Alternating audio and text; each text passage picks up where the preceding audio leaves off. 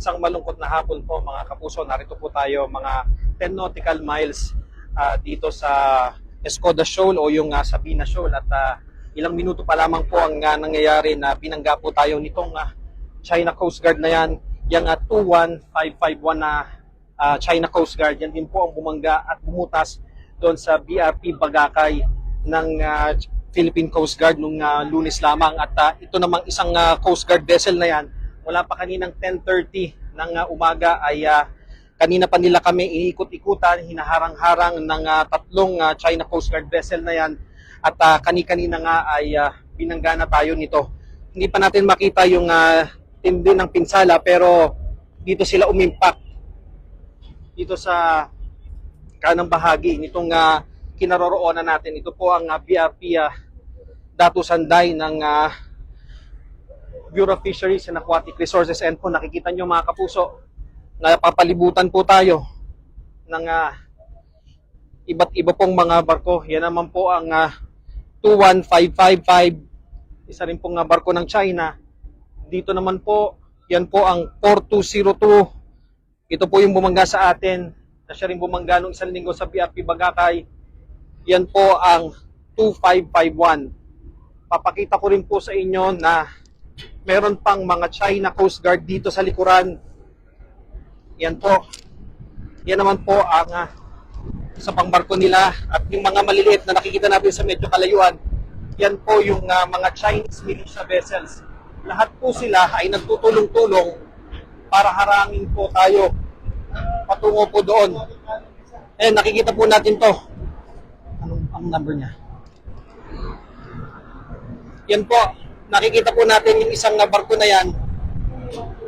3104. Nakita po natin, meron na naman silang water cannon na binuksan.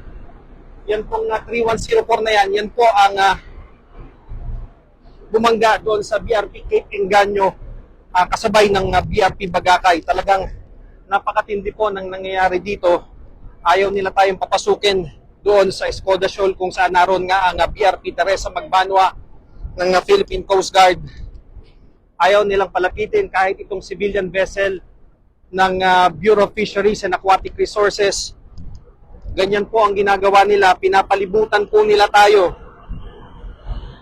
Pinapalibutan nila ang barko ng Pilipinas para hindi tayo makaproceed doon sa target natin na Escoda Shoal. Sana po ay walang nangyari doon sa nangyaring pagbangga.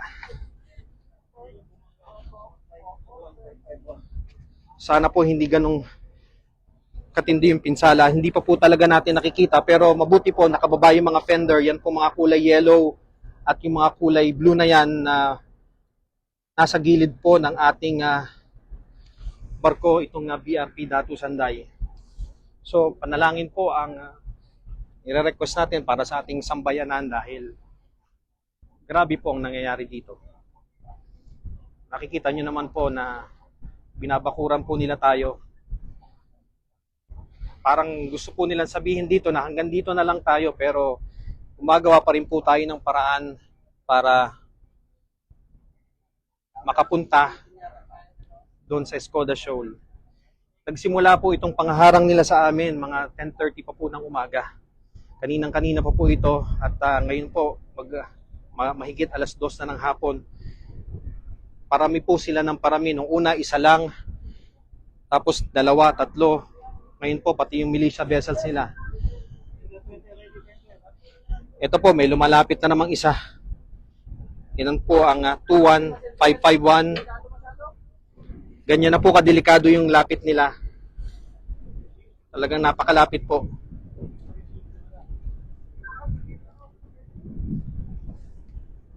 Hindi na po tama yung distansya na ito dahil sobrang lapit na po at maaaring magkaroon ng talaga ng banggaan o kiskisan.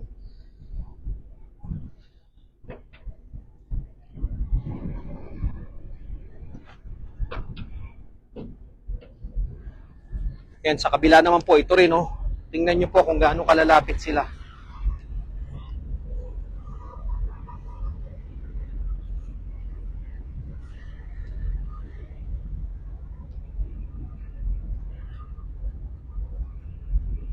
Ayan po, halos makikita nyo na kung sino yung mga Chinese na yan na nandiyan dyan sa barko na 21555 na yan. Yan po, may mga kumukuha pa ng larawan.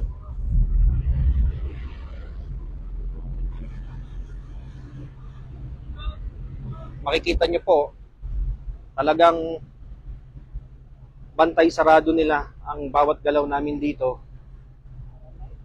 Dito lamang po sa harapan natin ay may 3, iba pa po yung nasa likuran natin.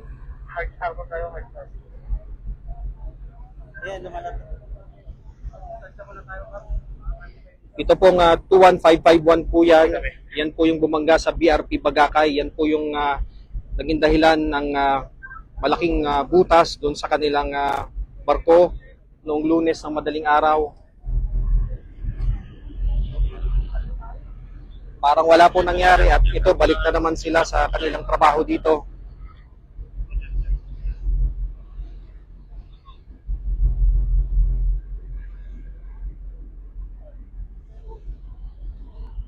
Puntahan naman po natin yung bandang likuran po ng barko.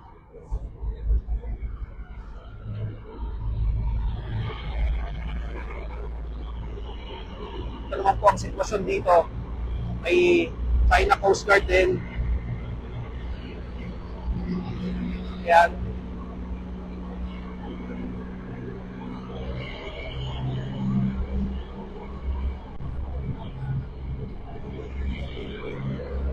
Talagang ayaw na po nilang pupormahin itong sasakyan na ito. Yung isa po dyan, yan po ay militia vessels nila. Wala pong marka yan. Pero ang mission din nila, hindi mangisda, kundi tumarang din sa mga Philippine vessel. So sa ngayon po, nakikita po natin na itong barko naman natin ay umaandar pa ng maayos. Pero ang lalapit lang po talaga ng distansya. Talagang anytime, kung pwedeng may mangyari ulit. Ayan o, nakita niyo po kung gaano ka-tikit sila.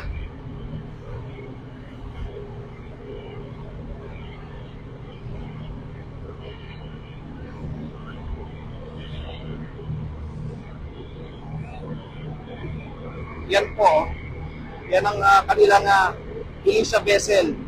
Walang katak, pero isa na kamisyon.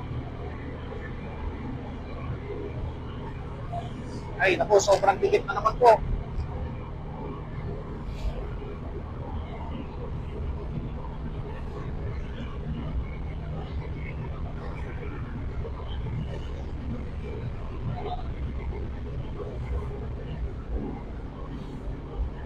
Grabe.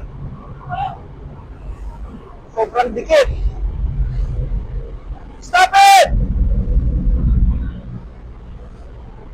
Yay! Grabe!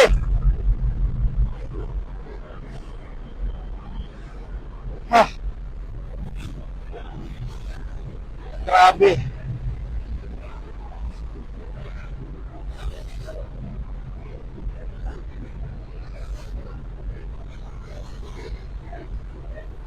Stop that dangerous maneuver, please!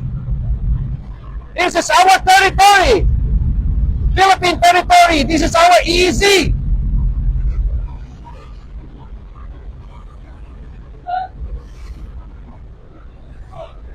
Grabe! Hawak tayo! Bayad!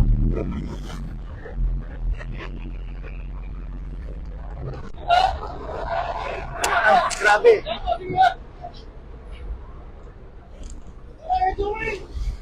Stop it!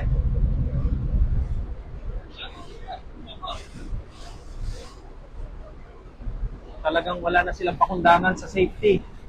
Hindi na halos tayo gumagalaw. Yan po, ayan. Tinamaan na naman po ang ating barko. Yan po.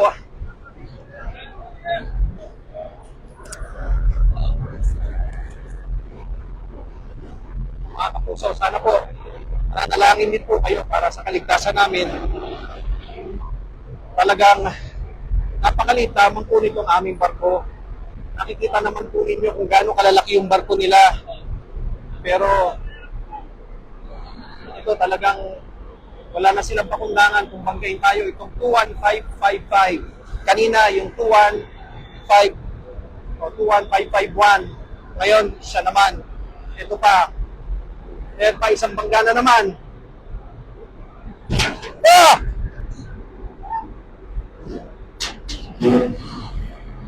Gusto po yata tayong itaob.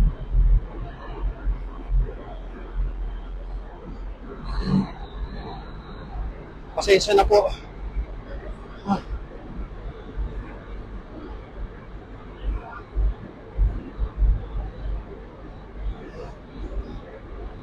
Grabe po ang pagbabangga nila. Yes. Ano tayong pinangga? Ayan po palapit na naman sa atin. Ito naman po ay miling sa vessel. Halos dikit na rin po sila sa atin. Ito pa mga biling sa vessel na yan, wala pong mga tatakyan na Coast Guard o Chinese Navy. Pero ganoon din po ang ginagawa nila. Dumidikit, nangaharas, pumapangga. Grabe po ang nangyayari.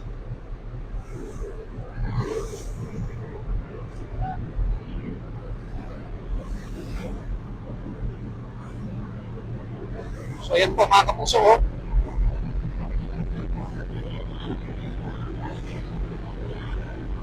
Kita niyo po kung gaano katidelikado yung mga ginagawa nila. Dito naman sa likod, ito pa ay isa.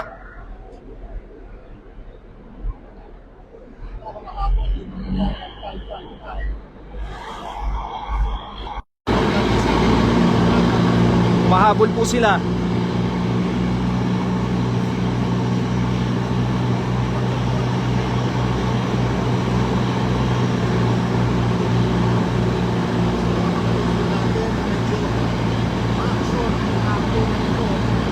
Matindi po itong nangyayari dito dahil halos 4 na beses na po tayong napapangga dito sa mga kakatsunin lang po. Nakikita nyo naman po, yan na naman po yung 21555. Kanina ilang beses na siyang bumangga. Yung isang barko nila 21551, una nang bumangga. Ito na naman, talagang ayaw nila tayong tigilan. Sinigawan natin sa kanila na itigil na yung ginagawa nila, pero ang sabi nila umalis lang tayo.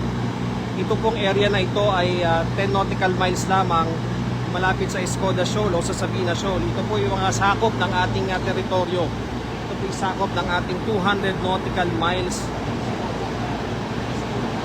na exclusive economic zone. Karapatan po ng mga Pilipino na pumunta tayo dito, na maglayag, magkaroon ng freedom of navigation. Pero ganito po ang pinakikita ng napakaraming mga floating asset ng Chinese Coast Guard at ng Chinese Navy.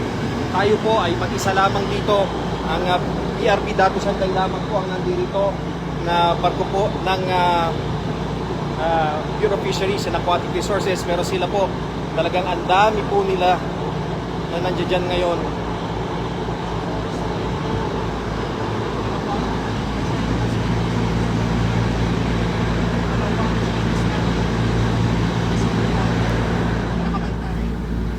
Talagang napalilibutan na po tayo.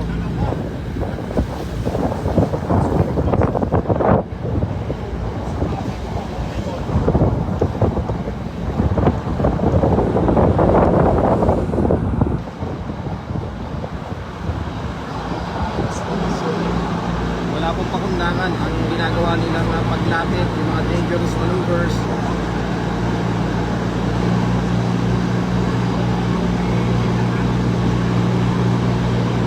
Ayan po, may malapit na namang isa. 21555. So sa mga kaka-tune in lang po, binangga po ng dalawang barko ng China ang BRP Datu Sanday na sinasakyan po natin. Ang nauna pong bumangga, yan pong 21551. Yan pong barko na yan ng China Coast Guard ay bumangga din sa BRP Pagkakay ng Philippine Coast Guard noon lamang Lunes at sumunod naman ay sunod-sunod na bumangga itong vessel na 21555. O ito na naman, ito namang isa pang barko nila, meron naman pong water cannon ngayon. Talagang ayaw po nila tayong tigilan. Grabe. Ito po ang militia vessel. Halos dumikit na po ngayon sa amin.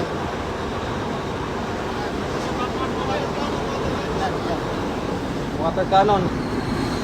Hindi na po malaman ngayon kung saan kami papanig dito dahil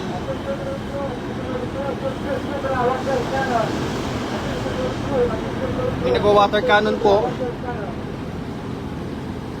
Yan po, nagwa-water cannon yung China Coast Guard na yan. Habang dito naman sa likod,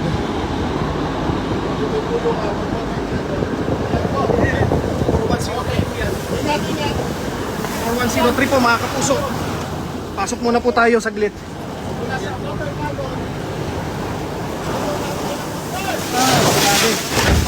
Uy! Hindi maano to. Pasok ka. Sumabit.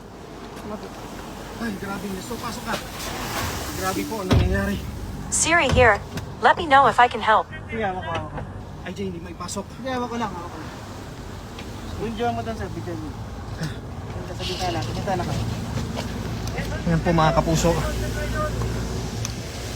Parang bumabagyo po dito sa loob na kinaroroonan namin sa lakas po. Ha? Ito yung paano. Wala ka dyan? Wala. Nakapaklat? Nakapaklat? Safe naman tayo, Nestor. Binubomba po tayo ng water cannon 4103. Ayan. Wala pa rin pong tigil yung ginagawa nila.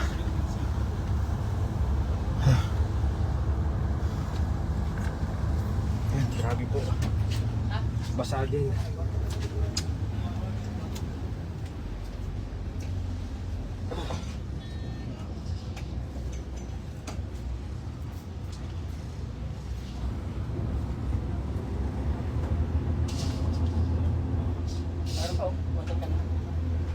Yan po, sa mga kakatune-in lang po, ilang beses po tayong binangga ng China Coast Guard 21551 at 21555. Ngayon naman po, wina-water cannon nila tayo. Isa ng China Coast Guard. Habang patuloy na pinaiikutan nila tayo at binabanta ng ibang barko nila. Klaro. Tayo po ay panggain.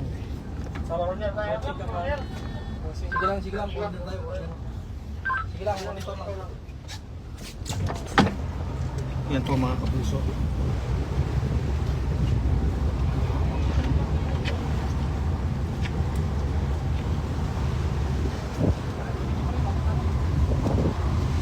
Lakas ng buga ng kanilang tubig. Grabe. Nag-block pa tayo. Nangarang pa rin nila tayo. Kasi pasok. Kayo nabasa, nabasa.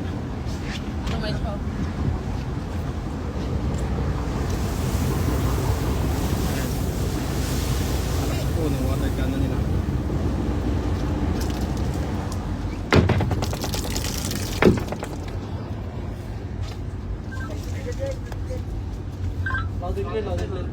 Balik mali natin.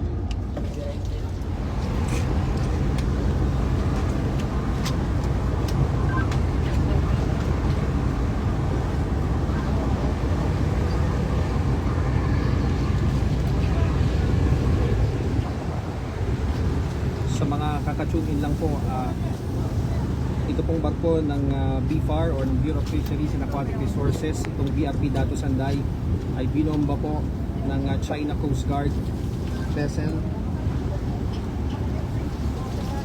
ng water cannon ngayon. Kanina po, ilang beses tayong binangga ng dalawang barko nila. Malapit na po sana tayo sa Sabina Shoal o dun po sa Escoda Shoal. Pero na ginagawa nilang pambubomba sa atin.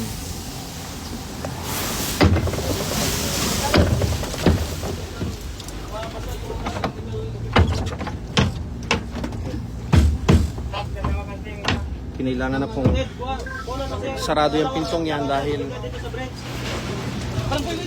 matindi na po talaga ang nangyayari. Pasok na, pre. Pasok na.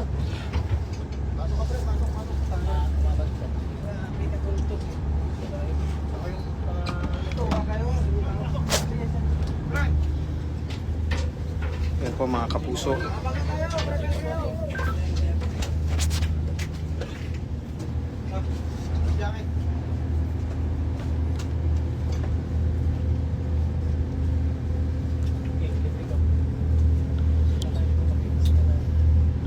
So yun po mga kapuso.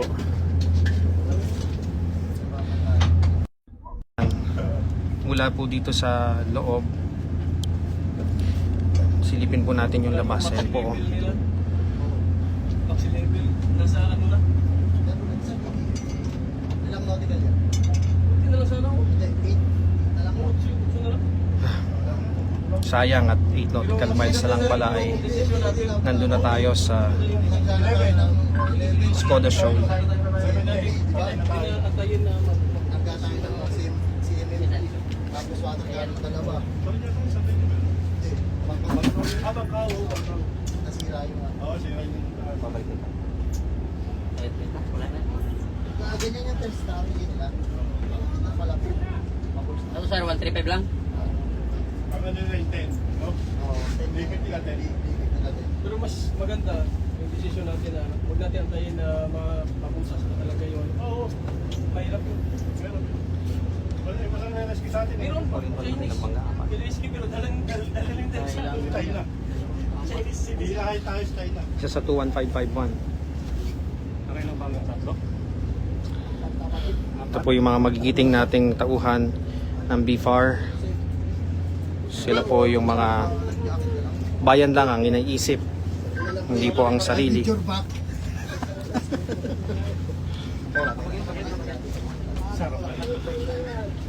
Number 2 cap, nasa starboard quarter. Number 2, starboard quarter. Ganito po ang sitwasyon matapos yung pagwa-water cannon nila.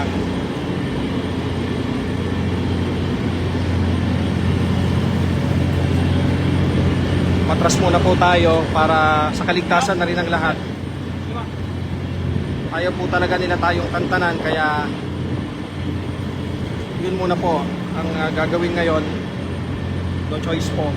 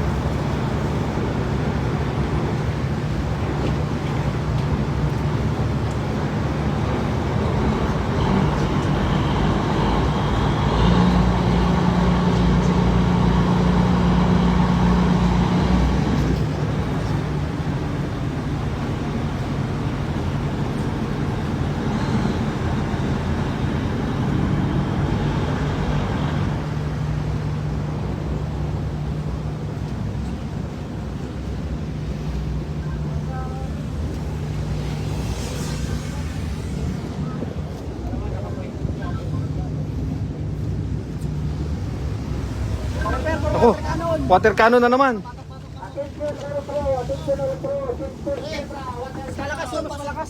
Hindi pa pala tapos. Ang mga kapuso, kala natin tapos na. Ang lakas pa naman yan. Hindi pa pala.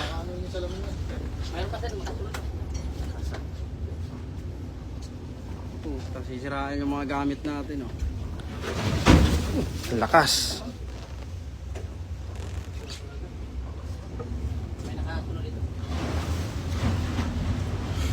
Ano na din ba?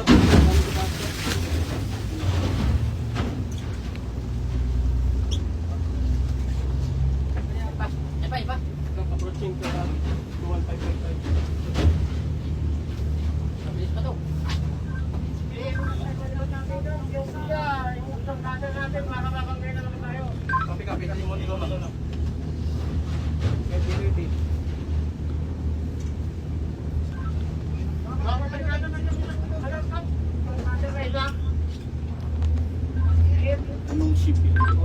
4102. Yan po ang China Coast Guard 4102 na nagbuga rin po ng tubig dito sa kinaroroonan natin ng BRP Datu Sanday. Nakatalikod na po ang ating barko pero ganyan po ang ugali nila. Tayo'y hinahabol nila at Wala. Basa ka. binabasa pa rin ng water cannon. Pero kaya pa natin. Ilang minutes? Don't rest. Wasak ang microphone, sorry. Ha? Nawasak ang microphone. Punta ka muna sa baba na. Ha? Sa baba ka na. Ayusin mo na yan. Focus ka na dyan. May water cannon din sa kabila sir. Sa starboard. Sa kabila? Oo. Yung ano nila. 5.15.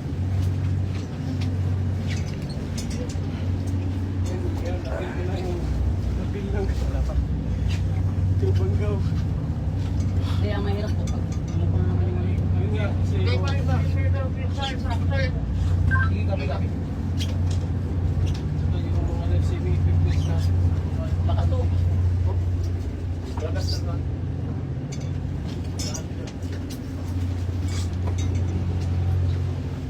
Sorry po sir, naka-live lang po. Paulang po tayo water cannon check.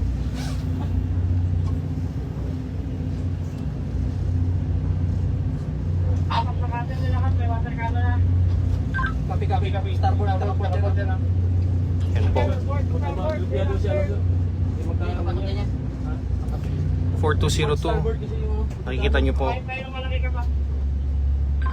buga na naman po yan ng tubig. O, pinatay na niya. O, gaano siya. sobrang araw.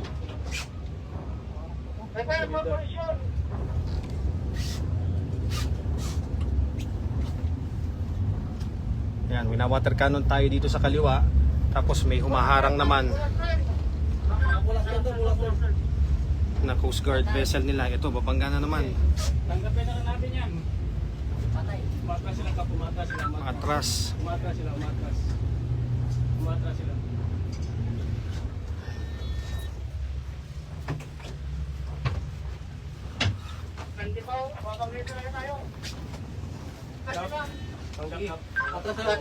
Panggap ruwa ka.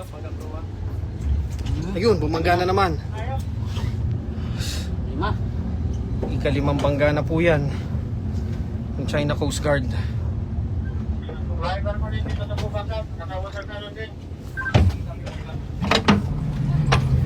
Yan po mga kapuso, pang-5 bangga na po yan ha. Sa likod. Water cannon.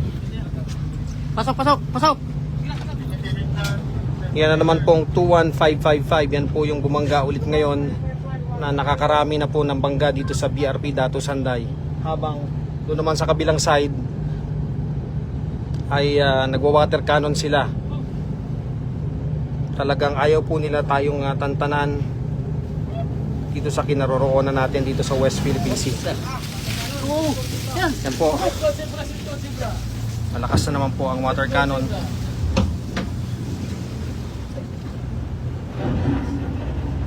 Pa tayo. Babanggain talaga. Water cannon ba?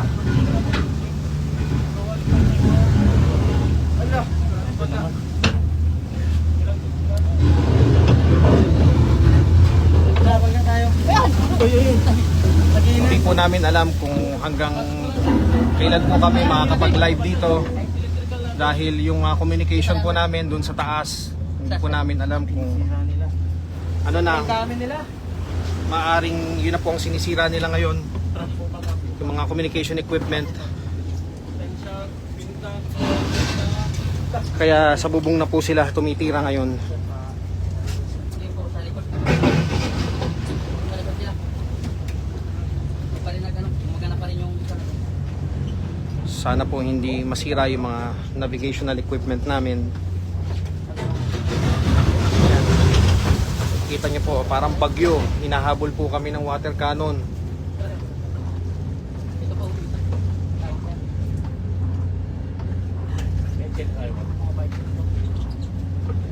Sa mga kaka-tune in lang po, ngayon ilang beses na pong binangga itong BRP Datu Sanday ng Bureau of Fisheries and Aquatic Resources. sana tayo doon sa Escoda Shoal o sa Sabina Shoal, pero yun nga po, ano, mula pa kaninang 10:30 ng umaga ay hinaharang na tayo nitong mga Chinese Coast Guard vessel at meron ding nakamata sa atin na Chinese Navy doon sa kalayuan, pero hindi pa rin po nagpatinag itong ating mga tropa ng BFAR. Ayan, ito po palabas, naririnig nyo po yan. Pinauulanan talaga tayo ng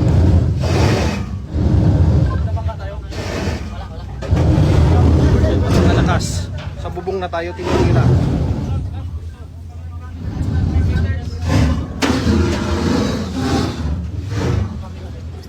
Binangga ba tayo? Sinisira yung ano, sir? Sinisira nila Mga equipment. yung navigational equipment natin. Yan po, 2155. Dapat sinasabi ng ano eh. So, mga kapuso, hindi po natin alam kung hanggang anong oras po tayo makaka-live. Kung mawalan po kami ng navigational equipment, Lahat ng barko may water cannon na. pakibalita na lang po sa mga Tira yung ano. kakilala nyo, sa mga ahensya ng pamahalaan, yung mga nangyayari sa amin dito. Alam ko po maraming sumusuporta sa BFAR, sa Coast Guard.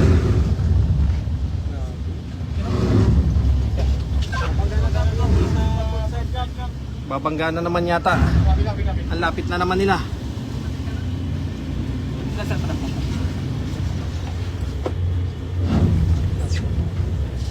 Ayan po. Water cannon to. Dami. Lahat na sila eh. Lahat ng CCG naka-water cannon na. Halos lahat po ng CCG or yung China Coast Guard vessel Ay, CCG. ay naka-water cannon na po. Nakabukas na po yung bomba nila. Kaya talagang delikado po yung nangyayari sa amin dito.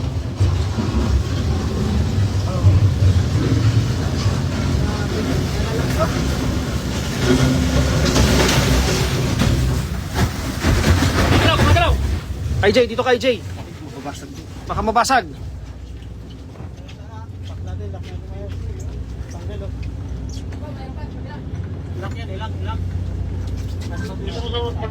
Yan po. Mga kapuso, narito tayo dun sa pinakaloob ng bridge. Dito tayo pansamantalang nagkubli dahil nga halos lahat na po ng mga China Coast Guard vessel ay naka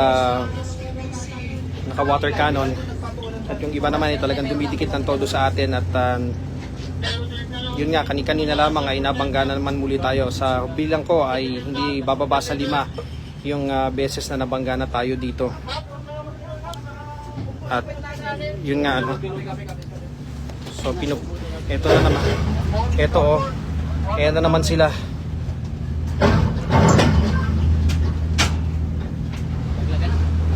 Maaari po kapag nawala po yung aming live na ito, maaaring nawala na po yung navigational aids po namin dito o yung mga navigational equipment.